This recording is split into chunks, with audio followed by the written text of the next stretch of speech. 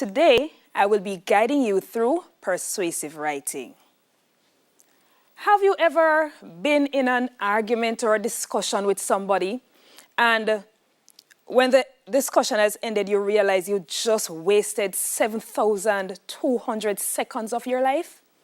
And you wonder what just happened here? Well, it could be a number of factors. Maybe the topic wasn't interesting after all.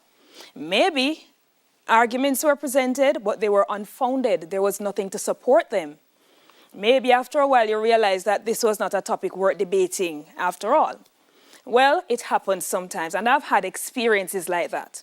So today we want to be looking at how it is that we can make our persuasive arguments or persuasive discussions a little bit more substantive. What are some of the things we need to take into consideration when we are presenting an argument? And from time to time, we are called to present arguments, whether it's in writing for CSEC, maybe later on you're going to be motivational speakers, you'll need to persuade people of a particular road to take in life. Who knows, maybe you'll become a life coach, where you'll be telling people how to be successful in life. Either way, it is always good to know about persuasive devices, persuasive techniques, the entire art of persuasion. So in terms of our objectives, today, we want to be discussing the function and composition of a persuasive essay. We want to recognize a range of skills and techniques that are used in persuasion, and we also want to review guidelines for constructing a persuasive essay. So by the end of the lesson, these are what we hope to accomplish. Let's begin. When we talk about persuasive writing, what are we talking about? We are talking about the type of writing that tries to convince readers, but convince them to do what? It could be to do something. Yes, we can persuade people to do things. It could be to believe something. You know, sometimes people tend to impose their own beliefs on you, and they take all the evidence and they bring all kinds of arguments to get you to believe their point of view. So that's one element of persuasion, or one function of persuasion. Persuasive writing can also be used to change behavior. Of course, think of somebody who is presenting to a group of young people who are just not motivated anymore. You can persuade them to make something of their life, tell them that they can be better citizens. So these are some functions of persuasive writing, or persuasion in general. We use persuasion every single day. Think, for example, of advertisements. It is persuasion that drives you to these fast food outlets to get what looks like the biggest burger ever. Needless to say, when you go, that burger only fits in the palm of your hand. You know, sometimes I want to cry when I go to certain places to buy food, all right? So we use persuasion in advertisements. Think again. In our courts, we use persuasion. Think of a lawyer trying to persuade the jurors that his client is innocent, or a lawyer persuading the jurors that the person is guilty.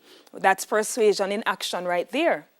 Persuasion also comes into play in politics. Exactly. So when our politicians, for example, around the time when it's close to election, oh yes, they come out and they persuade us to vote for them because they're going to do this and they're going to do that. And if you put a particular party in power, then that party is going to ensure that such and such things are done. So these are examples of how we use persuasion in our everyday life. So persuasive writing is not just something that you put on paper. It actually has functionality in everyday experiences. To continue the discussion on the uses of persuasive writing, people can be persuaded to support a cause. For example, please support our fundraiser. It's for a good cause. And sometimes our schools do that in order to get funding for whatever aspect of the school life, right? People will be persuaded to contribute, whether in cash or kind, to the school's venture. To urge people into action, for example, please protect our wildlife. And that is one of the cries, especially when it comes on to our environmental concerns these days. There is a lot of persuasion for people to consider the wildlife, stop making certain species go extinct, stop cutting down trees, etc., and so on. Persuasion can be used to advocate for a change. And we saw a lot of this a few days ago, especially in the United States, where a certain group was marginalized and there was violence meted out against them, right? So people came out and they started to demonstrate that there should be a change in the society. So, for example, it is time for the violence to end. And I'm sure that this is one of the changes that we would like to see in our own society. So the powers that be, and even us as regular citizens, continue to write to the Observer, continue to make your voice be heard out there, because it is really time for the violence in society to end. We can also use persuasion to prove somebody wrong. I remember when, at the onset of the COVID virus in Jamaica, one of the biggest arguments was that it was the 5G cell towers that was contributing to the spread of the coronavirus. So arguments could be presented to prove that point wrong. The 5G towers caused the coronavirus. That is probably not the case, as scientists are now seeing. So we can use persuasion to either prove a point or to prove somebody wrong. Persuasion can further be used to evoke empathy. I bring your attention to some of the advertisements that you probably see on cable.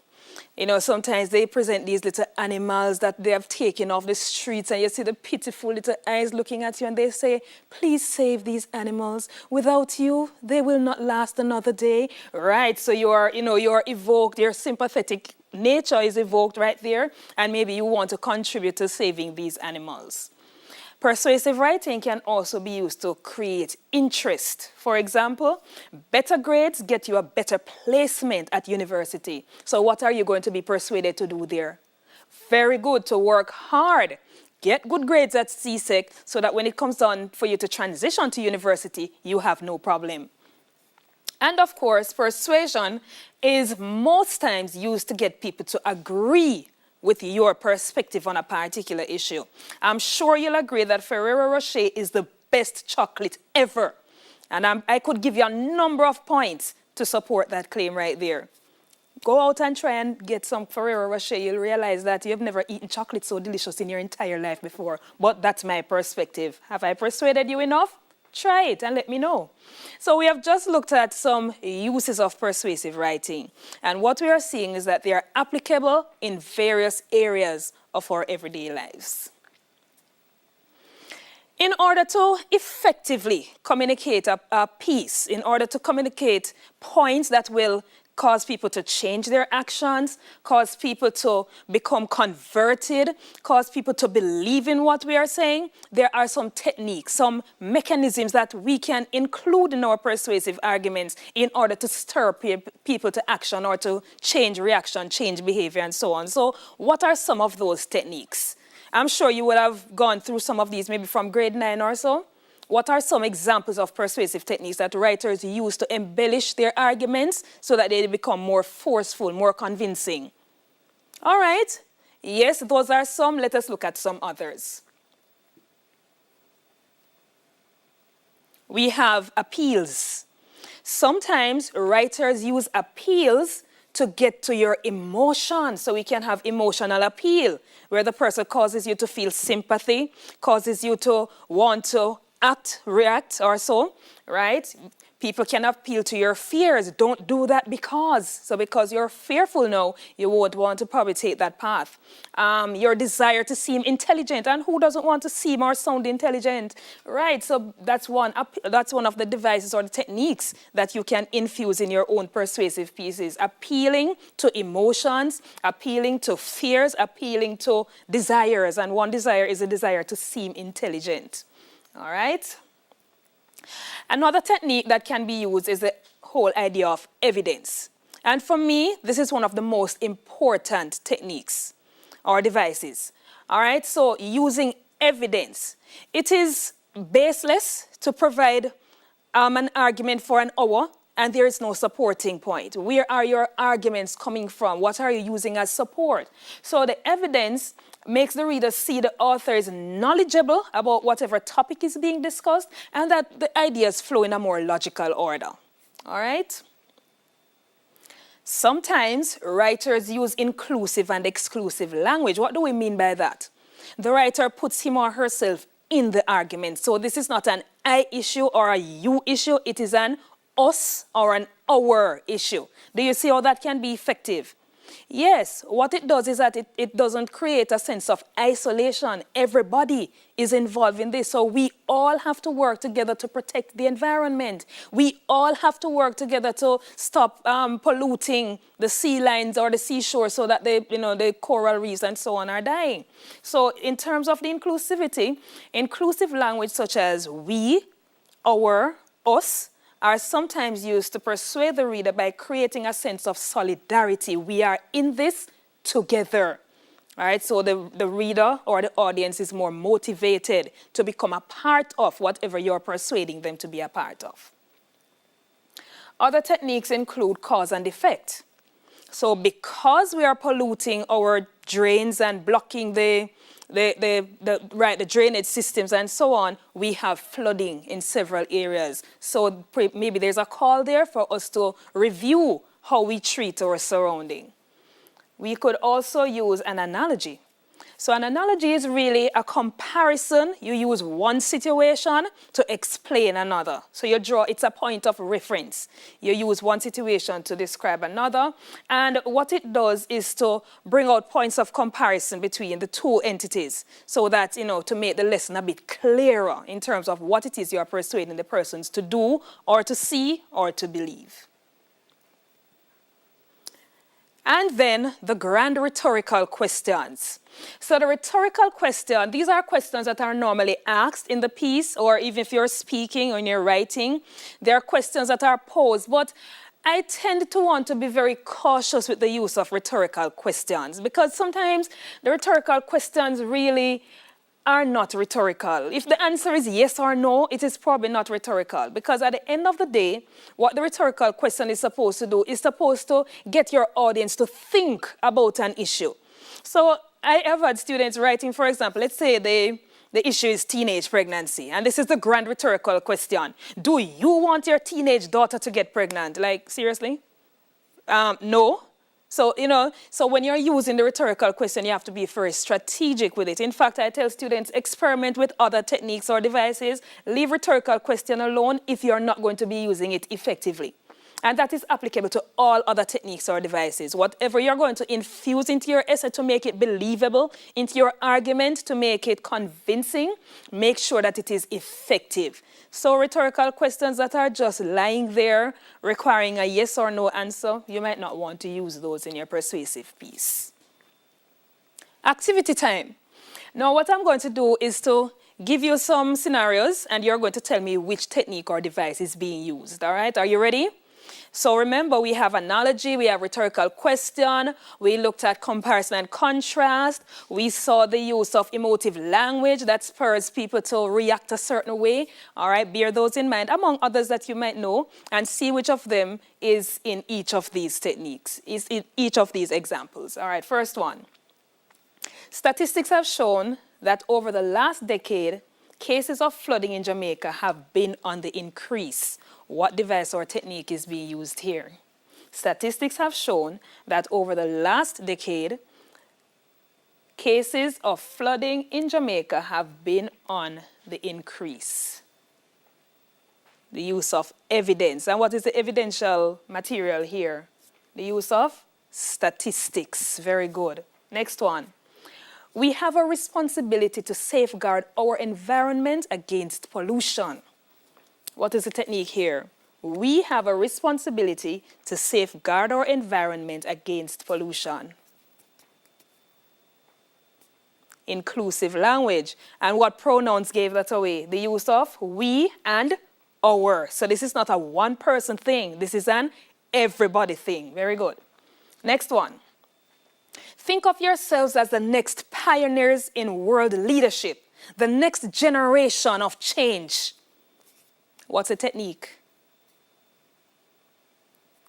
Appeal to emotion, exactly. So you're telling these people, I'm thinking young people, that you can be the world leaders of change, the next people who are going to inspire change in the universe. Now, who doesn't want to do that? I am definitely convinced. Please tell me how, where do I sign up? All right, that kind of thing. The last one, school is like an open field for exploration, and students are the explorers. Kind of gave that one away right there. All right, so this is an analogy. So I'm using the idea of an open field for exploration. And if school is like that, then we can see how students can benefit from the whole school experience. Aren't you just excited just by looking at it like that? Have you ever seen school life like that? A place where you can just explore and be yourself and learn and be bright and so on? I hope you're fully persuaded now to continue with your school life. All right, moving on. So in terms of structuring the essay now, there are some pointers to take into consideration. But at the baseline, every essay has 3 main components. Can anybody tell me what those are? Every essay that you will write has 3 main components. What are they? An introduction, a body, and a conclusion. Let's look at the introduction. So when you're writing your essay, and we're going to delve a little bit more in detail, if not in this lesson, then in the next class. The introduction should begin with a hook, and it should contain your thesis statement. What do I mean by a hook?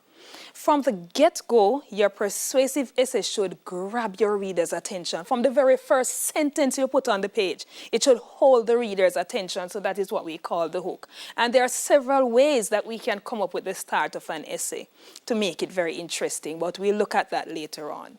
And then you have your thesis statement at the end of the first paragraph. And the thesis statement is the compass for the rest of your essay. What it does is to outline 3 solid points that you'll be developing in your essay.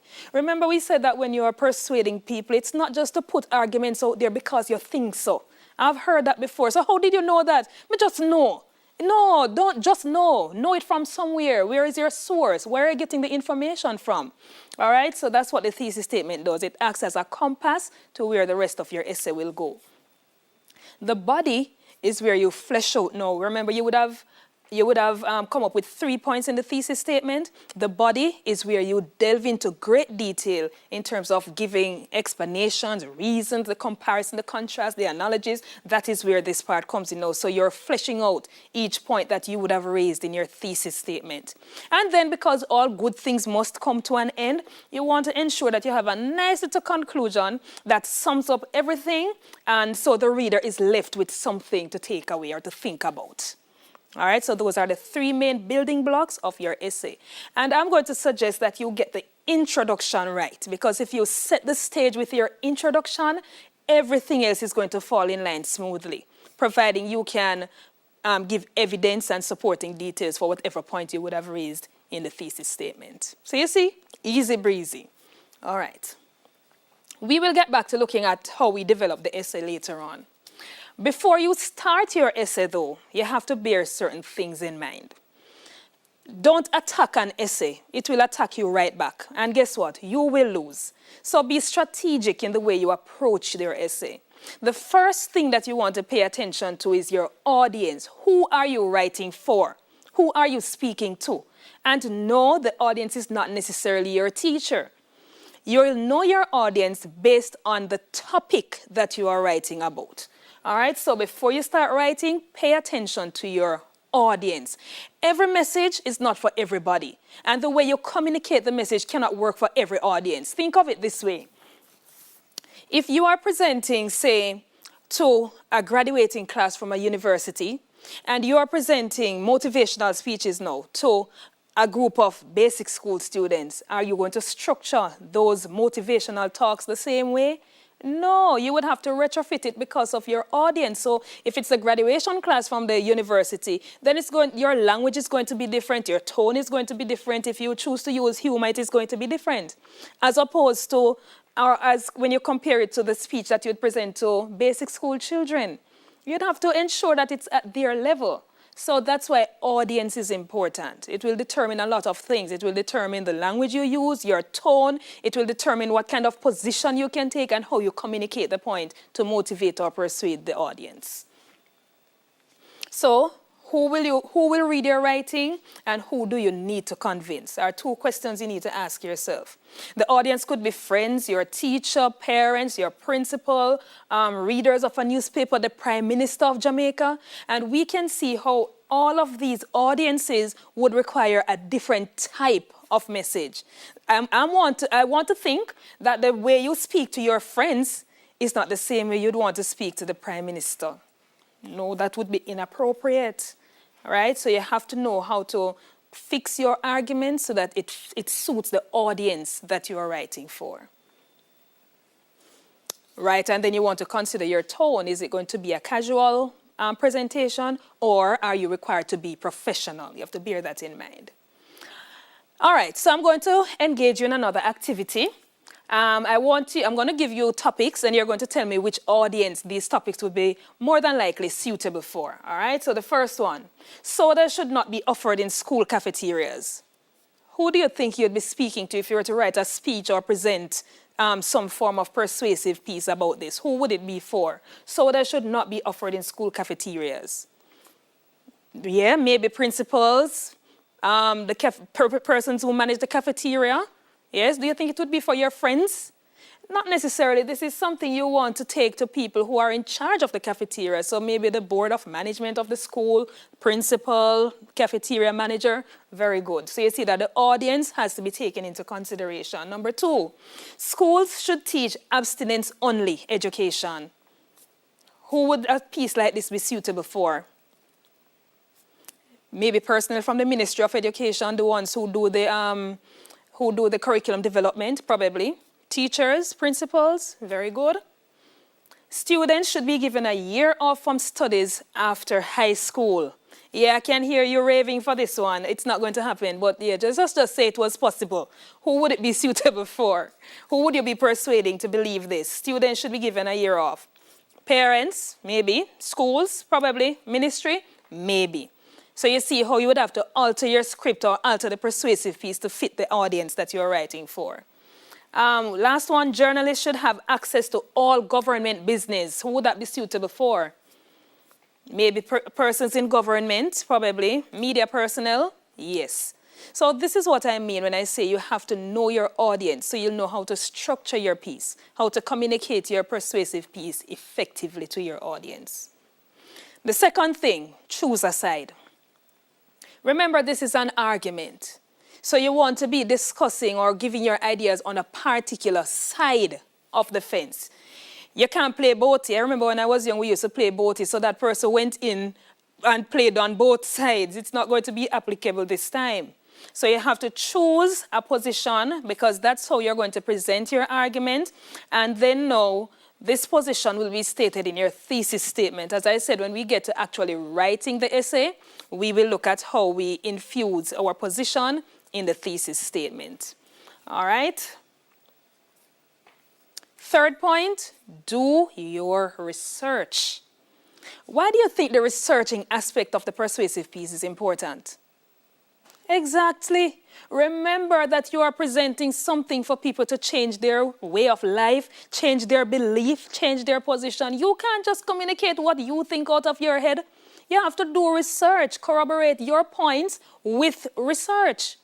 No, I'm sorry, for those people who don't watch news, 2, don't read Observer, don't read newspaper, don't tune into anything educational, but they can tell you everything that is happening on Facebook and Insta. I'm sorry for you. This is where now you have to read widely, because remember, in the exam, you won't be privy to these materials for reference, so you have to know things. I'm going to suggest that you tune into at 7 o'clock every evening, TVJ News. You'll pick up a thing or two so that you can use it as points of reference in your essay. All right? Read the Observer, read the newspaper, read widely educational materials so that whatever topic you're given to write on, chances are you'll be able to discuss it in a very substantive way, and you'll be able to communicate your points effectively.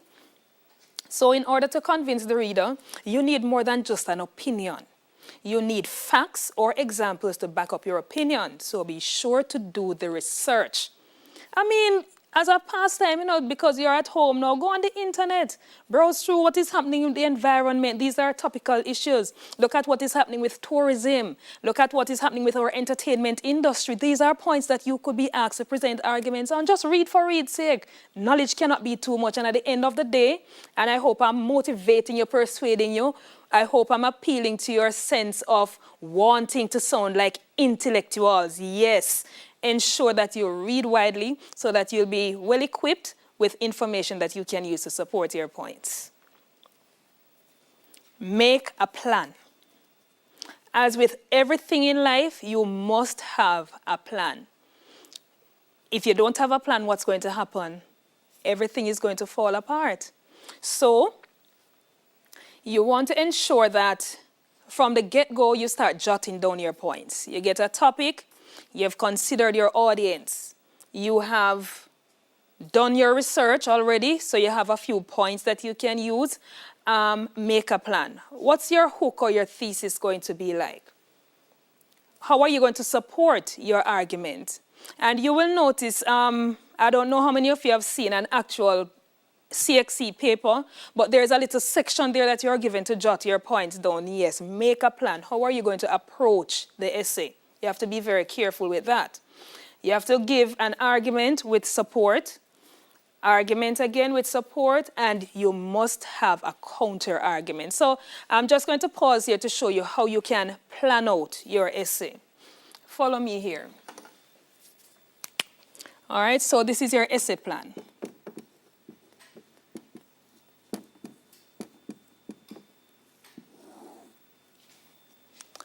The first point is to ensure that you understand the topic that you are given.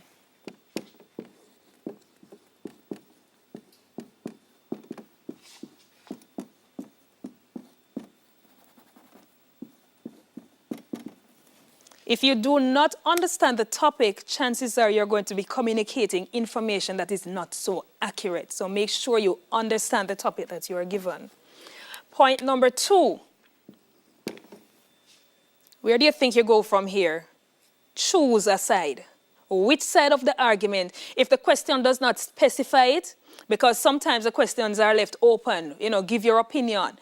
Which side are you going to take? If it says you're to agree, agree. If it says you're to disagree, do likewise. So choose a side.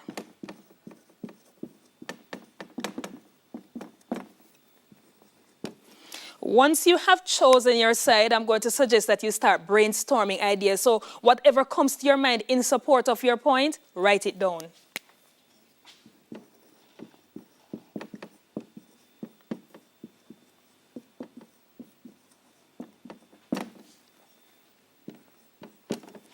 Brainstorm ideas. From all of those ideas now, choose 3 points that you can develop in your essay.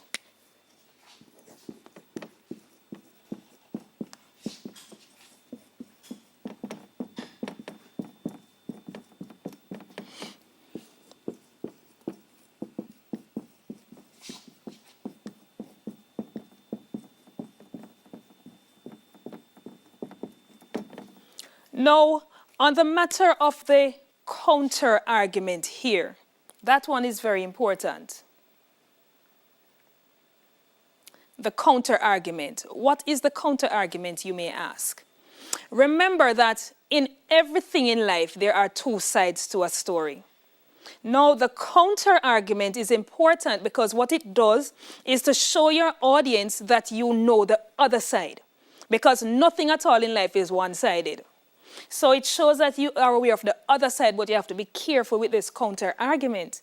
Because sometimes what students do is to use the counter argument to kill their main argument. And you don't want that.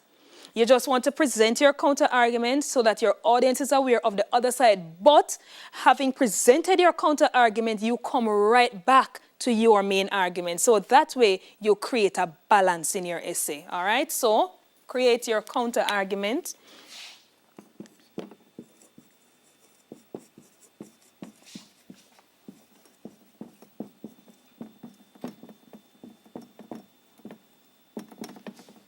But remember, it is not to take away from your main argument. Rather, it is supposed to help to strengthen your main argument. So yes, you're aware that this particular instance or this particular situation might be seen, but always bring it back now to your main argument. So this is a good plan that you can have for your essay. And the brainstorming process is particularly important because sometimes students fumble in the exam to find points because they did not make a plan, they did not brainstorm the ideas, and what you realize is that before long, 40 minutes have passed and you're out of time, so you don't get to complete your argument, all right? So be careful with that.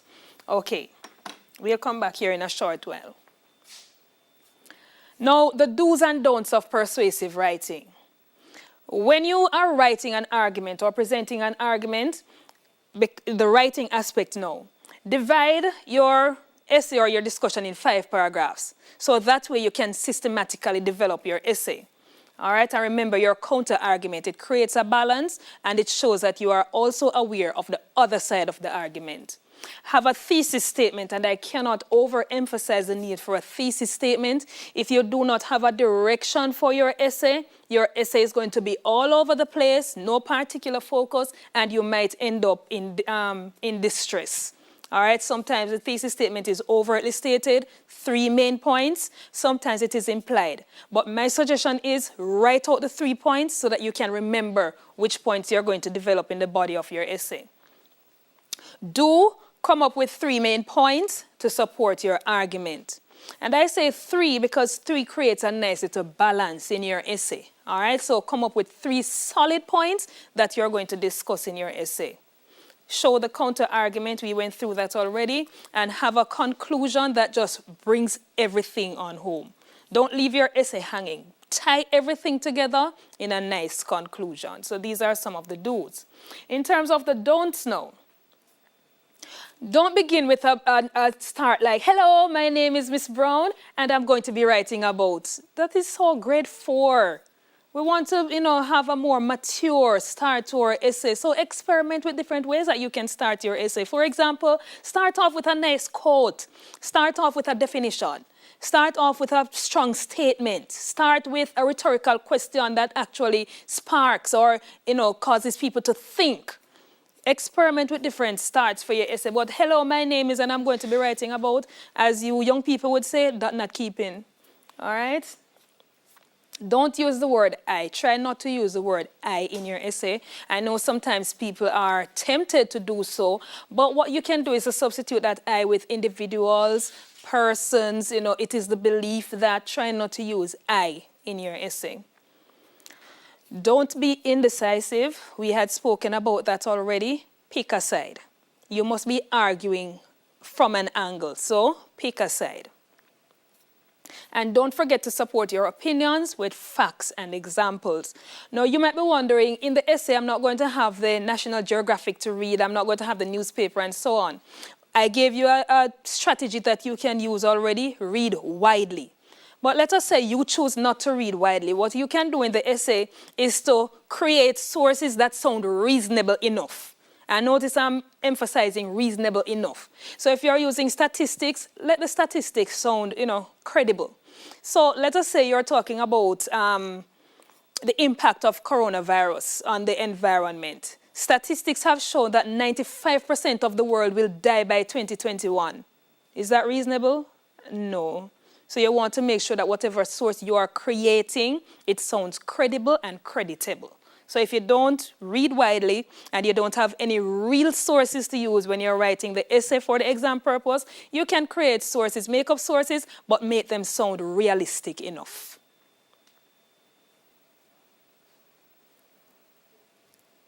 All right. Now, so what we have done so far is to discuss the function and composition of a persuasive essay. We looked at some practical uses of the persuasive essay in real life. We said that persuasion is used in our courts, it is used in advertisement, our politicians use it, and I'm sure that you could find other examples. We looked at techniques that we can use in our persuasive pieces. We looked at the whole idea of analogies.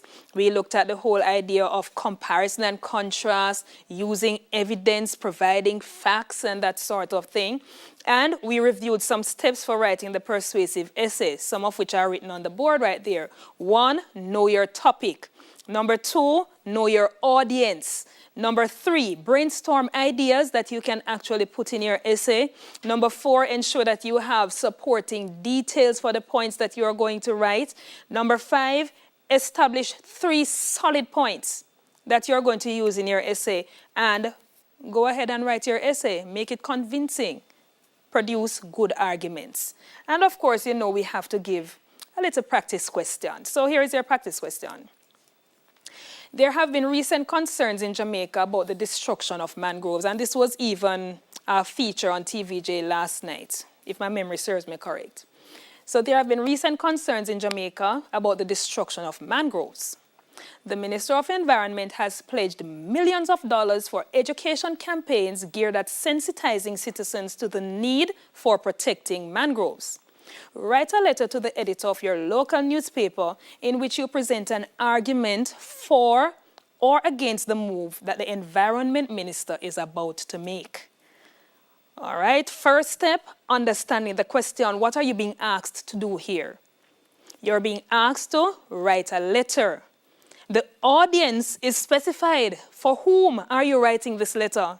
You're writing it for the Minister of Environment. So from the get-go, you see where this is going to go. You see that you have to choose a particular tone. You have to pay attention to your vocabulary. You have to pay attention to the way you address the minister. So audience plays an important role here. Were you told the stance that you are to take? It says present an argument for or against. So you can choose. For or against what though? For the move of the minister to put millions of dollars into educating people about protecting mangroves, or against the move for millions of dollars to be put in a project like this. Do you agree? Do you disagree? That's what you're being asked to write a letter to the editor about. All right, but very quickly though, what are 3 points that we could include? Let us say we are supporting the minister. I would definitely be in support of this. What are 3 points you could include in this essay or this letter?